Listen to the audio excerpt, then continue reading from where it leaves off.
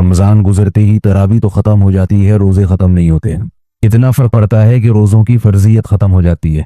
आप सल्लल्लाहु अलैहि वसल्लम ने रमज़ान के अलावा भी साल भर में कुछ अय्याम, कुछ दिन ऐसे हैं जिनमें रोज़ा रखने की तरगीब दी है, अगरचे वो फ़र्ज़ नहीं है। ना रखें तो कोई आदमी, कोई शख्स रमज़ान के अलावा पूरे साल एक रोज़ा भी नहीं रखता तो गुनाह नहीं है, हराम नाजायज़ नहीं है, लेकिन रोज़े का सवाब बहुत है। जैसे नफली नमाज में कुछ नमाजें हैं जिनकी का बहुत सवाब है, ऐसे ही नफली रोज़ों का भी सवाब है। और रमज़ान के फ़ौरन बाद जो रोज़े आते हैं वो शव्वाल के 6 रोज़े। रसूलुल्लाह सल्लल्लाहु अलैहि वसल्लम ने फरमाया, मन साम रमज़ान सुम्मा अतबअहु सित्तम मिन शव्वाल काना का सियामिद दहर। जिसने रमज़ान के रोज़े रखे और उसके बाद शव्वाल में 6 रोज़े रखे तो ये ऐसे है जैसे पूरे साल उसने रोज़े रखे। तो रमज़ान ख़त्म होने के बाद अगर हिम्मत हो तो शव्वाल में भी 6 रोज़े रखने चाहिए, सही है, मुस्लिम की हदीस है। अलबत्ता बाज़ उलमा कहते हैं कि ये 6 रोज़े लगातार नहीं रखें बल्कि तक़सीम करके रखें, वो दोनों तरह से इख्तियार है। पूरे शव्वाल में आप किसी भी दिन 6 रोज़े रख सकते हैं, यानी ज़रूरी नहीं है कि लगातार 6 रोज़े करें, बल्कि एक हफ्ते में 2 रोज़े रख लिए, फिर अगले हफ्ते में 1 रख लिया, इस तरह करके तक़सीम करके भी शव्वाल का महीना गुजरने से पहले पहले 6 रोज़े रखने की बहुत फजीलत है। इसके अलावा पीर और जुमेरात को खुसूसियत के साथ रोज़ा रखना, इसकी हदीस में तरगीब वारिद हुई। आप सल्लल्लाहु अलैहि वसल्लम ने फरमाया कि पीर और जुमेरात के दिन आमाल अल्लाह के यहाँ पेश होते हैं। फ़उहिब्बु अन युरद अमली व अना साइम, मैं चाहता हूँ कि मेरा अमल जब अल्लाह के सामने पेश हो तो मैं रोज़े से हूँ। और इस दिन में आप सल्लल्लाहु अलैहि वसल्लम की विलादत भी हुई। आप सल्लल्लाहु अलैहि वसल्लम ने इसलिए भी इस दिन में रोज़ा रखा है। इसमें बहुत सारी हिकमतें थी, जैसे आप रबीउल अव्वल पे जो मेरा बयान है उसमें मैंने ये वजाहत की है कि आप सल्लल्लाहु अलैहि वसल्लम ने अपनी विलादत के दिन रोज़ा रखकर ये बता दिया कि मेरी विलादत के दिन को ईद का दिन नहीं करार दिया जा सकता, क्योंकि रोज़ा और ईद जमा नहीं होते। तो ये हिकमत भी मुमकिन है इसमें हो। लेकिन बहरहाल चूंकि नबी सल्लल्लाहु अलैहि वसल्लम ने पीर और जुमेरात के रोज़े का एहतमाम फरमाया है, इसलिए हमारे लिए भी सुन्नत है कि पीर और जुमेरात का रोज़ा रखें। इसकी फजीलत दूसरे दिनों की निस्बत ज़्यादा है। इसके अलावा महीने में 3 रोज़े अय्याम 20 के, यानी जब चांद खूब रोशन होता है, 13, 14 और 15वीं तारीख का चांद, 13वीं का चांद जब हो और अगले दिन 13वीं तारीख हो, तो 13वीं तारीख, 14वीं तारीख और 15वीं तारीख, किसी भी महीने इस्लामी महीने की 13, 14 और 15 तारीख को 3 रोज़े जिसने रखे, हदीस में आता है रसूलुल्लाह सल्लल्लाहु अलैहि वसल्लम ने फरमाया, सौमु थलाथती अय्यामिन मिन कुल्लि शहरिन सौमु दहरी कुल्लिही, मुत्तफकुन अलैहि, कि जिस शख्स ने हर महीने 3 रोज़े रखे उसे पूरे साल के रोज़ों का सवाब मिलेगा। उलमा ने इसमें हिकमत ये बयान की है, यानी इसकी वजह ये बयान की है कि एक नेकी अल्लाह के यहाँ 10 नेकियों के बराबर, तो एक रोज़ा अल्लाह के दरबार में 10 रोज़ों के बराबर, 3 रोज़े 30 रोज़ों के बराबर। तो जब हर महीने में 3 रोज़े होंगे तो इसका मतलब अल्लाह के यहाँ ये लिखा जाएगा गोया इसने पूरा महीना रोज़ा रखा है। तो जाहिर है जब हर महीने 3 रोज़े तो पूरे साल रोज़ों के बराबर उसको सवाब दिया जाएगा। ये हदीस में फजीलत है। और अगर किसी से ये नहीं होता, मखसूस अय्याम जैसे पीर और जुमेरात को रखना किसी के लिए मुश्किल है, कोई मिसाल के तौर पर किसी को उस दिन मसरूफियत ज़्यादा होती है या छुट्टी इतवार को होती है तो इतवार को आसानी है, तो किसी भी दिन रख लें। कोई लाजमी नहीं है कि पीर और जुमेरात ही की पाबंदी हो या महीने के 3 दिनों ही की पाबंदी हो। मकसद ये है कि हमारे अमाल में जैसे फ़र्ज़ नमाज के साथ नवाफिल भी हमारे अमाल में होती हैं, तो फिर फ़र्ज़ की कमी किससे होगी? नवाफिल से पूरी होगी क़यामत के दिन। तो ऐसे ही फ़र्ज़ रोज़ा जो है उसके साथ साथ इंसान को अपने अमाल में, जैसे आजकल कहते हैं स्पेयर में, नफली रोज़े भी रखने चाहिए। जब आप लंबे सफ़र पे जाते हैं तो गाड़ी में जितने टायर होते हैं साथ में एक स्पेयर में टायर रखा जाता है। भाई कुछ भी हो सकता है, ये टायर ज़ाया हो सकता है, तो रास्ते में कोई स्पेयर टायर तो हो रखने के लिए। स्पेयर पार्ट्स ज़रूरी स्पेयर पार्ट्स रखे जाते हैं लंबे सफ़र में। तो आखिरत का जो इतना लंबा सफ़र है, इसके लिए भी जो आखिरत की हमेशा की ज़िंदगी है, उसमें सिर्फ फ़राइज़ पर इक्तिफा नहीं करना चाहिए। फ़र्ज़ रोज़ों के साथ हमारे अमाल में पूरे साल में कुछ नफली रोज़े भी होने चाहिए। तो आप बेहतर तो वह है जो आप सल्लल्लाहु अलैहि वसल्लम ने अय्याम बताए उनमें रखें, वरना जिन अय्याम में आपको सहूलत हो। बाज़ दफ़ा ऐसा होता है कि आपको गर्मियों में रखे ही नहीं जाते, आप कहते हैं हम सर्दियों में रखेंगे, तो आप सर्दी में रख लें। सर्दी में थोड़े ज़्यादा रख लें ताकि गर्मी की भी तलाफ़ी हो जाए, गर्मी में जो रोज़े नहीं रखे। तो किसी भी तरह से हो, बेहतर तो ये कि जो अय्याम बताए वो हैं, नहीं तो आपको जैसे मुमकिन हो, जैसे आसानी हो, रोज़े हम सबको कुछ ना कुछ रखने चाहिए। कि मुफ्ती साहब एक टेंशन दे के चले गए 10 रोज़ों की, समझ रहे हो? मसला ये है कि हम लोगों ने करना कराना कुछ भी नहीं है, बयानात सुनते रहते हैं, नसीहत की बातें करते रहते हैं, सुनते रहते हैं, इधर से सुनी उधर पार्सल कर दी, उधर से सुनी उधर पार्सल कर दी, से हासिल होने वाला कख भी नहीं। जब तक हिलोगे नहीं ना, हिलोगे नहीं, उस वक्त तक कुछ भी नहीं होगा। तो मैं आपको थोड़ा हिला रहा हूं कि कल से 10 रोजे बताओ किस किस ने नियत की, हाथ खड़े करो शाबाश। सबसे पहले तो मैंने नियत की, चलो माशाल्लाह बहुत लोग। रखना है, बता रहा हूं मैं, डिमांड ही नहीं करनी है। और मुझे पता है अभी जोश है, सुबह बोलोगे अबे यार अच्छा। तो सहरी की टेंशन मत लो, सहरी में आंख खुल गई खा लो, नहीं तो कोई कुछ नहीं होने का बगैर सहरी के, कोई नहीं मरता। आंख खुल गई ठीक है, नहीं खुली ऐसे ही यार कोई बात नहीं, मगरिब में खाएंगे जाके, कोई मसला नहीं। पहले मैं आपको थोड़ा मेडिकली ये मसला समझा दूं ना, क्योंकि शैतान आपकी खोपड़ी में डालेगा अबे नहीं एक्चुअली में पहले ही मुझे डॉक्टर ने ये चीजों की कमी बताई है, तो अगर मैंने सुबह 6 पराठे नहीं खाए, सुबह आंख नहीं खुली, सुबह ये नहीं हुआ, वीकनेस। आजकल जो लो लेवल के डॉक्टर है ना, लो लेवल के, उन्होंने भी खिला खिला के बहुत ज्यादा लोगों का बेड़ा गर्क किया हुआ है। नहीं एक्चुअली हमारे मैदे को ना हर थोड़ी देर के बाद एक्चुअली कुछ चाहिए। कल एक यूट्यूब पे क्लिप आया हुआ था, एक डॉक्टर बता रहा है कि एक्चुअली जब हम सुबह उठते हैं ना तो हमारा मैदा खाली होता है, उसमें एसिड होता है, एसिड तेजाब होता है, तो हमें कुछ खाना चाहिए सुबह उठते ही ताकि वो एसिड क्या हो। ये बिल्कुल बकवास है। आदम अलैहिस्सलाम के जमाने से लेकर अब तक जितने लोग सुबह उठे हैं, कोई पागल दुनिया में ऐसा नहीं गुजरा होगा जो जाते ही खाना शुरू कर दे कि एसिड है। भाई ये सब नेचुरल है। वो अगर एसिड है भी तो आप, वो अल्सर का कोई पेशेंट हो तो एक अलग बात है, जिसके मैदे में जख्म हो, अल्सर का कोई पेशेंट हो वो तो उसके लिए तो ठीक है। नॉर्मल आदमी के लिए वो एसिड कोई नुकसान नहीं पहुंचाएगा, वो तो नेचुरल है भाई। सुबह उठते ही किसी को भूख लगती भी नहीं है। जब आपको फितरत भूख लगा नहीं रही है इसका, और डॉक्टर कह रहे खाओ, इसका मतलब फितरत गलत कह रही है। डॉक्टर क्या कह रहा है? सही कह रहे हैं, फितरत गलत नहीं हो सकती, डॉक्टर गलत और ये लोकल लो लेवल के डॉक्टर है, जो असल डॉक्टर है वो कभी भी ऐसे मशवरे नहीं देते। वो कहते हैं जब तक भूख नहीं लगे खाओ नहीं। पहले जमाने में डॉक्टर ये मेडिकली थोड़ा सा मैं इसलिए कह रहा हूँ कि आपको ना बार बार कुछ एक्चुअली करके ना कुछ हर वक्त बकरियों की तरह जुगाली करता रहता है आज का इंसान। हम बचपन में डॉक्टरों से सुनते थे कि एकदम पेट भर के नहीं खाना चाहिए, थोड़ा थोड़ा करके खाएं। तभी गोरों के यहाँ 6 टाइम के खाने होते हैं, अब तो शायद उन्होंने भी खत्म कर दिए। पहले 6 टाइम के सुबह नाश्ता, हालांकि नाश्ते का लफ्ज इस्लाम में कदीम अरबी में है ही नहीं, कुरान में भी नहीं है। कुरान में वलहुम रिज़्क़ुहुम फीहा बुकरतन व अशिया, जन्नत में इनको सुबह भी बुकरा कहते हैं दोपहर के वक्त से पहले पहले तक का जो टाइम होता है, और शाम को भी जन्नत में 2 टाइम खिला रहे हैं अल्लाह ताला। अगरचे वहां तो हर वक्त ही होगा, लेकिन एक मिसाल वो दी जा रही है जो दुनिया में चलती है ना। हमारे नबी ने दोपहर का खाना खाया है, 11 बजे खाना खाते थे आप, फिर कैलूला करते थे, फिर रात का खाना होता था, बस ये 2 टाइम का खाना। अंग्रेज के जब तक कदम हिंदुस्तान में नहीं थे, हिंदुस्तानी लोग जिनमें हम पाकिस्तानी भी दाखिल हैं, नाश्ते के लफ्ज से वाकिफ नहीं थे। करो नाश्ता, मैं ये नहीं कह रहा कि मैं भी करता हूं, लेकिन इस पे सेहत के लेबल मत लगाओ, ये सेहत के लिए बिल्कुल भी जरूरी नहीं है। फतूर का लफ्ज अरबी में नाश्ते को कहते हैं, ये जदीद अरबी है, कदीम अरबी में नाश्ते का लफ्ज ही नहीं है। तो था ही नहीं नाश्ता, वो जानते ही नहीं थे नाश्ता होता क्या है। समझते हो कि नहीं समझते? तो ये जो कहते हैं ना थोड़ी थोड़ी, ये नेचुरल नहीं है थोड़ी थोड़ी देर के बाद खाना। एक दफा खा ले आदमी पर फिर भूखा रहे। तो अब मसला ये है, जब आप कभी आंख खुलेगी सहरी में, कभी आंख नहीं खुलेगी तो बोलो कोई बात नहीं, आज 18 घंटे का रोजा होगा, 28 घंटे का रो। जितना खाली पेट रहोगे फायदा ही होगा, नुकसान इसका बिल्कुल भी नहीं है। नुकसान जब होता है जब खाली पेट रह के उसकी रिकवरी ना हो। जब हम खाते हैं ना इफ्तारी में, वो 22 घंटे भी खाली पेट हो, वो ठा करके फौरन बॉडी उसको कवर करती है।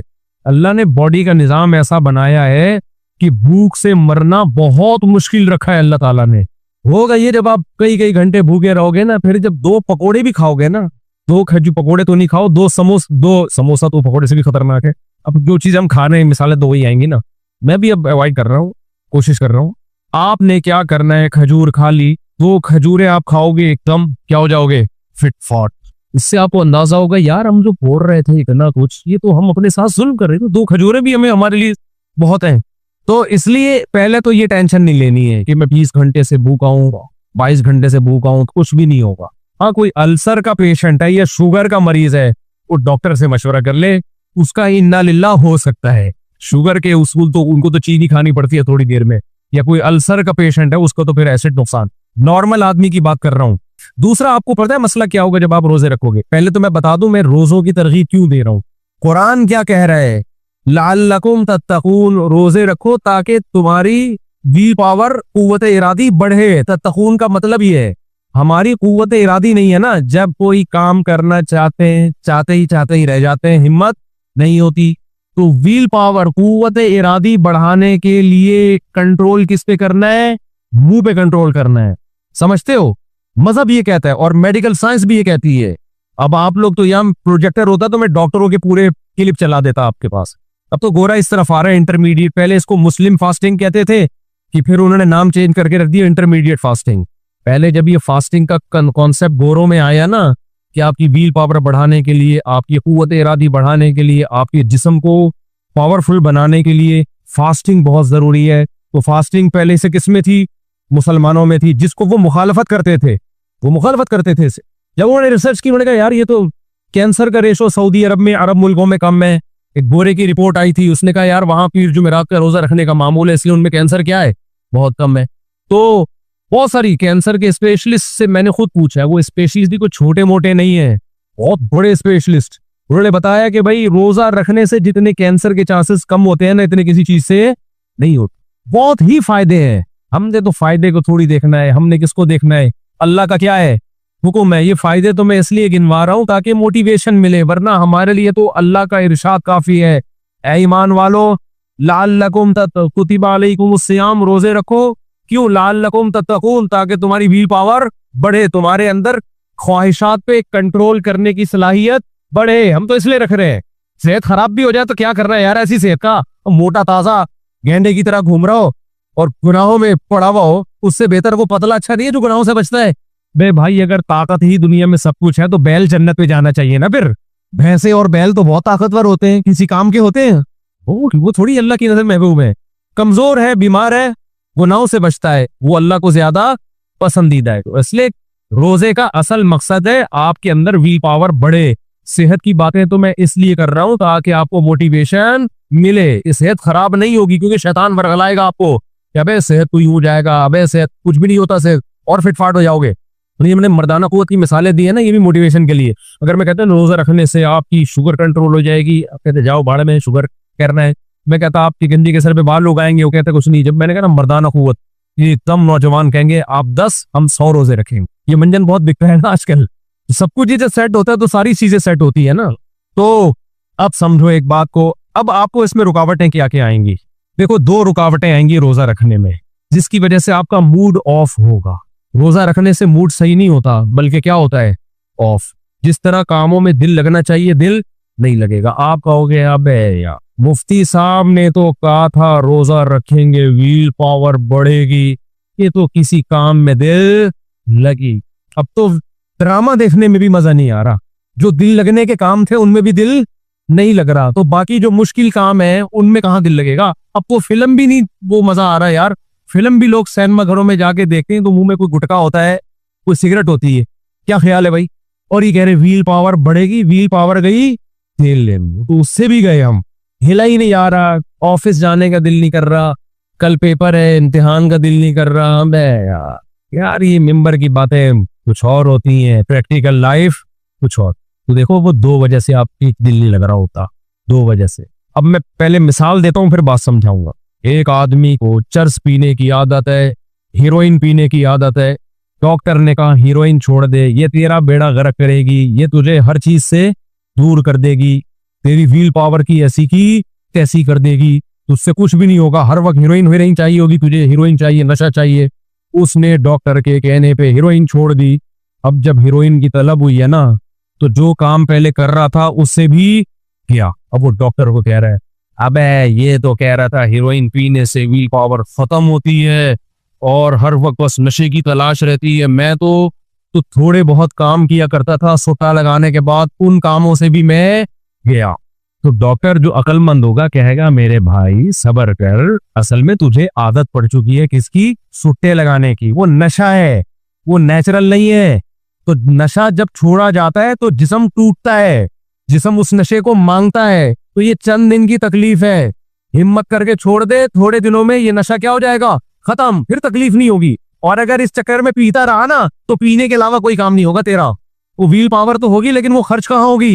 हीरोइन की तलाश में खर्च होगी। वो हर जगह भागा भागा किस चक्कर में जा रहा होगा? हीरोइन की बड़े एक्टिव होते हैं, किसी काम में एक्टिव नहीं होते। उनको ये पता चल जाए ना, गटर के ढक्कन उठा नीचे पाइप के अंदर हीरोइन पड़ी हुई है, वो गटर का ढक्कन उठा के गटर में घुस जाएगा, उसमें व्हील पावर बहुत होती है। क्या ख्याल है? हीरोइन जी को बोले तू बंदा मार दे तुझे हीरोइन मिलेगी, वो बंदे मार देगा। यहाँ व्हील पावर सिर्फ किस में ये इस्तेमाल होगी उसकी पावर? हीरोइन की तलाश में। एक्टिव बहुत होगा लेकिन सिर्फ एक चीज में, बाकी चीजों में उसी तरह होगा। तो याद रखो जब हम रोजा रखते हैं तो हमारी दो चीजें छूटती, एक तो शुगर। क्या चीज छूट जाती है हमारी? शुगर। हर चीज में, रोटी में, चावल में, आलू में, है कि नहीं है? अबे क्या हो गया भाई, हर चीज में शुगर है ना, और चीनी में तो है ही, ये छूटती है हमारी। दूसरा, अगर किसी को कोई नशे की आदत है, सिगरेट पीने की, कॉफी पीने की, चाय पीने की, तो वो छूट जाती है उस दौरान। ये दो चीजें इंसान को क्या करती है? रोजे में तंग करती है। तो खूब समझ लो, जैसे चाय और सिगरेट एक नशा है ना, तो मेडिकल साइंस ने मीठे और शुगर को भी नशा डिक्लेयर कर दिया है। ये भी क्या है? नशा है। बॉडी को इतनी शुगर की जरूरत होती ही नहीं है। हमें जो हर वक्त पराठे चाहिए ना, हर वक्त रोटी, ये बॉडी की रिक्वायरमेंट नहीं है, ये खोपड़ी की रिक्वायरमेंट है, क्योंकि उसको आदत पड़ चुकी है। इसका हल ये नहीं कि फोड़ते जाओ, इसका हल थोड़े दिन छोड़ दो, तो जैसे चर्च छोड़ने से छूट जाएगी, ऐसे ही मीठा छोड़ने से क्या हो जाएगा? मीठा छूट जाएगा आपसे। इस सवाल का जवाब मुझे कहीं मिलता नहीं था। अक्सर डॉक्टर कहते थे भाई नहीं खाओ, इस्लाम तो कहता ही है कम खाओ। इस पे तो कुरान और हदीस में इतनी सारी हदीसें हैं, इतनी सारी नबी सल्लल्लाहु अलैहि वसल्लम की तालीमात है कि कम खाओ, कम खाओ, कम खाओ। वो तो मैं आपको बताऊं तो आप बोलो भाई इस्लाम पे चलना हमारे लिए मुमकिन नहीं है। वो तो बहुत सारी हदीसें हैं, उनको तो मैं छेड़ ही नहीं रहा। बदतरीन चीज जिससे इंसान का जो बर्तन बदतरीन जो भरने वाला है ना, बुखारी मुस्लिम की हदीस है, इंसान का पेट है। हमारे नबी ने तो हमें ज्यादा खाने की तरगीब नहीं दी। तो इस्लाम कभी ऐसे काम का हुक्म दे सकता है जो सेहत के लिए नुकसानदेह हो? एक तरफ नबी ने फरमाया, सही हदीस है, अल मुमिनुल कविय्यु अहब्बु इलल्लाहि मिनल मुमिनिज़ ज़ईफ़। ताकतवर मोमिन अल्लाह को कमजोर से ज्यादा महबूब है। इसका मतलब अल्लाह मोमिन को कमजोर देखना चाहते हैं या ताकतवर? बताओ, ताकतवर। और दूसरी हदीस में आता है कि इंसान के लिए चंद निवाले काफी हैं। बदतरीन चीज, बदतरीन बर्तन जिसको भरा जाए वो क्या है? इंसान का पेट। एक तरफ नबी कह रहे हैं ताकत आनी चाहिए, दूसरी तरफ नबी कह रहे हैं कम खाओ। ये क्या बात है? अगर कम खाने से कमजोरी होती तो ये तो नबी की बातों में तजाद नहीं हो जाता है भाई? मुझे लग रहा है मैं टीवी में आया हूं शायद। भाई नबी तो चाहते हैं कि तुम ताकतवर बनो, तो नबी कहते हैं भाई 10 टाइम खाया करो। नबी कह रहे कम खाओ, पेट नहीं भरो, और कह रहे अल्लाह तुम्हें क्या देखना चाहता है? ताकतवर। इसका मतलब कम खाने में क्या है? ताकत। कम खाने में क्या है भाई? ताकत है। तभी नबी, और नबी की अपनी खुराक देख लो, सहाबा की खुराकें देखो, पूरे पूरे मुल्क फतह कर लिए कि ये पराठे खा के फतह किए। मैं खुद शर्मिंदा होता हूँ जब पराठों के खिलाफ बोलूँ कि जितने पराठे मैं फोड़ता हूँ कोई नहीं फोड़ता, लेकिन मैं पराठा ही खाता हूँ। आज मैंने सुबह आधा पराठा खाया, उस वक्त से अब तक सिवाय 2-3 जीरा प्लस बिस्किट के कुछ भी नहीं खाया। तो पराठे भी तो देख रहे होते हैं लोग, बाकी चीजें नहीं देख रहे होते। तो अगर ज्यादा खाने से, मैं तो कह रहा हूँ पराठे भी खा लो यार, रोटी भी खा लो, सब कुछ खाओ। हमको आपको तकवे के उस मयार पे थोड़ी ले जाना चाह रहे हैं जिसपे सहाबा थे, हम उस मयार पे थोड़ी ला रहे हैं। लेकिन हम तो ये कह रहे हैं कि इतना तो करो ना कि कम से कम बुराइयां तो छूट जाए ना, इतना तो कंट्रोल करो, कुछ आदत तो पड़े मुंह पे कंट्रोल करने की। तो पहली बात क्या हुई कि इस्लाम आपकी व्हील पावर बढ़ाने के लिए, बुराइयां छुड़वाने के लिए इब्तिदा किससे करता है? रोजे से। रोजा रखोगे तो तुम्हारे अंदर नफ्स के खिलाफ बर्दाश्त करने की ताकत बढ़ेगी, ख्वाहिशात पे कंट्रोल करने की ताकत बढ़ेगी। इतना काफी नहीं है, आगे भी बहुत सारे काम है, लेकिन ये पहली सीढ़ी है। इससे कुव्वत इरादी बढ़ेगी। इसमें 2 रुकावटें। पहली बात कि जब आप रोटी चावल, जाहिर है छोड़ना पड़ेगा ना रोजा रखो, आपको कमजोरी महसूस होगी, ढीले ढीले से आप तलब होगी यार कुछ मिले, तो ये तलब दिमाग का धोखा है, ये बॉडी की रिक्वायरमेंट बोलो नहीं है। हम जब सुनते थे ना कि भाई कम खाना चाहिए, रोटी कम करो, चावल कम करो, हमारे को उस्ताद ने कहा भाई हम रोटी जब कम करते हैं तो हमें तो बहुत वीकनेस महसूस होती है। मुझे इस सवाल का जवाब नहीं मिलता था। मुझे शौक है थोड़ा सा ना तहकीक करने का, तजस्सुस करने का, जिस टॉपिक में मुझे दिलचस्पी हो मैं बैठ गया नेट पे, साइंसी सफ़े खोले, डॉक्टरों से रब्ता किया, इस सवाल का जवाब मुझे मिल गया। उन्होंने कहा ये जो बाज लोग रोटी चावल कम कर देते हैं उनको वीकनेस होती, वीकनेस नहीं है, ये एडिक्शन है असल में, मीठे की लत पड़ चुकी है। अब जब वो मीठा, क्योंकि रोटी में कार्बोहाइड्रेट बहुत है ना, जब वो नहीं मिलता तो बॉडी क्या करती है? जैसे चरसी को चर्स चाहिए, बॉडी को शुगर चाहिए। तो ये बॉडी की रिक्वायरमेंट नहीं है, ये किसकी रिक्वायरमेंट है? खोपड़ी की। और ये खोपड़ी की भी हकीकी रिक्वायरमेंट नहीं है, लत पड़ चुकी है। तो खोपड़ी की ये रिक्वायरमेंट पूरी ना करो तो खोपड़ी उतनी शुगर पे सेट हो जाएगी जितनी शुगर की आपको हकीकत में जरूरत है। मैं समझा पा रहा हूं अपनी बात? जब मैंने ये रिसर्च पढ़ी डॉक्टरों की, बीबीसी के साइंसी सफे पे भी गया और बॉस जब मुझे यकीन हो गया तो फिर मुझे अपना वाकया याद आया कि यार बात ये बिल्कुल ठीक है, मैं ये तजुर्बा कर चुका हूं। मुझे याद है एक दफा मैंने डाइट पेप्सी वो पी, स्प्राइट डाइट, मैंने जब पी है ना पहली दफा तो मेरा दिल चाह, मुझे लगा मुझ में शुगर की कमी हो रही है। हालांकि अल्लाह का शुक्र है मैं शुगर का पेशेंट नहीं हूं भाई। मुझे इतनी तलब हुई है कि मैं वो जो दूसरी स्प्राइट है ना जिसमें शुगर होती है वो जाके मैंने पी है तो मेरी तबीयत सेट हुई है। तो ये वाकया मेरे साथ हुआ था, मुझे इसकी लॉजिक समझ में आती ही नहीं थी कि हुआ क्या है। जब ये तहकीक पर मैं मुतले हुआ मुझे अंदाजा हुआ कि हुआ क्या है। हुआ ये कि दिमाग को हमेशा शुगर वाली कोल्ड ड्रिंक पीने की आदत थी। जब एक दफा बगैर शुगर के पी है ना तो दिमाग ने कहा कि कोल्ड ड्रिंक तो वही गई है, टेस्ट तो वही गया है, शुगर मुझे वो वाली नहीं मिली, तो दिमाग ने शुगर का मुतालबा करना शुरू कर दिया। हालांकि अगर मैं वो कोल्ड ड्रिंक ना पीता तो कोल्ड ड्रिंक की तलब नहीं होती, लेकिन चूंकि बगैर शुगर के पी है तो अब दिमाग कह रहा है शुगर वाली पी, तो मैंने पी है तो मेरा दिमाग सेट हुआ। मैं समझा पा रहा हूं अपनी बात? आप कहोगे मुफ्ती साहब दीनी बयान के लिए बुलाया था क्या, ये शुगर और कोल्ड ड्रिंक लेके बैठ गए? भाई हम तो आपको कोशिश करेंगे इंसान के बच्चे बन जाओ भाई, जो चीज भी इंसान का बच्चा बनाने के लिए जरूरी होगी मिसालें वो देनी पड़ेंगी ना। तो अब ये रुकावट बनती है। रोजा जब हम रखते हैं 2-3 दिन तक मूड ऑफ रहता है, या तो चाय की वजह से, सुट्टे की वजह से, या कॉफी की वजह से, वो नहीं मिल रही होती, गुटखा नहीं मिल रहा होता, सिगरेट नहीं मिल रही होती, या शुगर नहीं मिल रही होती। उसका हल ये नहीं है कि सुट्टे लगाना शुरू कर दो, उसका हल ये कि ऐसी की तैसी, ये तो हमें नुकसान की है शुगर ने, छोड़ दो उसको। चंद दिन के बाद वो तलब क्या हो जाएगी, खत्म। तभी आपने देखा जो मीठा खाने के शौकीन होते हैं वो थोड़ा नहीं खाते, वो मीठा फोड़ते हैं, क्योंकि उनको लड्डू चाहिए। उनको जो है ना समोसा इतना जरूरी, लड्डू बहुत जरूरी है उनके लिए। जेब में लड्डू लेके घूम रहे होते हैं वो, मैंने देखे ऐसे, हर थोड़ी देर में मीठा चाहिए, हालांकि उनकी बॉडी की जरूरत नहीं है। शुगर तो एक कैलोरीज है ना, कैलोरीज है। आपके जितनी एनर्जी आप बर्न करेंगे, डीजल है ना, डीजल भाई, कितना डीजल चाहिए गाड़ी को, जितना चलना है, तो जितना चलना है उतनी शुगर चाहिए ना। चल कितने रहे हैं? सुबह मैं लोगों से पूछता हूँ सुबह उठ के क्या करते हो, कहते हैं हम तो आराम करते हैं सुबह उठ के। आजकल मेजोरिटी से आप पूछें आप सुबह उठ के क्या करते हैं, कहते हैं मैं सुबह उठ के क्या करता हूँ, पहले आराम करता हूँ। तूने किया है जो आराम कर रहा है भी यार, एक्टिविटीज सिवाय मजदूर तबके के, मजदूर खा ले वो फोड़ ले यार, इतना मसला। लेकिन मजदूर की आप खुराक देखो बहुत थोड़ी होगी, मजदूर की खुराक बहुत थोड़ी होगी, फिर भी फिट होगा। कुछ भी नहीं कर रहा, वो क्या कर रहा है, खाए चले जा रहा है, खाए चले जा रहा है, और कह रहे मैं नहीं खाता तो मुझे वीकनेस महसूस होती है। भाई ये वीकनेस महसूस नहीं हो रही, ये एडिक्शन है। आप एडिक्ट हो चुके हैं किसके, शुगर के। उसका हल ये है कि अपने आप को इस नशे से क्या करो, चाय की बहुत लत पड़ गई है तो छोड़ना पड़ेगा उसको। वैसे रोजे में तो आप सुबह सहरी में पी लो और इफ्तारी में पी लो तो फिर तलब होती भी नहीं है, लेकिन बेहतर तो ये कि इसको भी छोड़ दिया जाए, क्यों अपने आप को आदी बनाया जाए।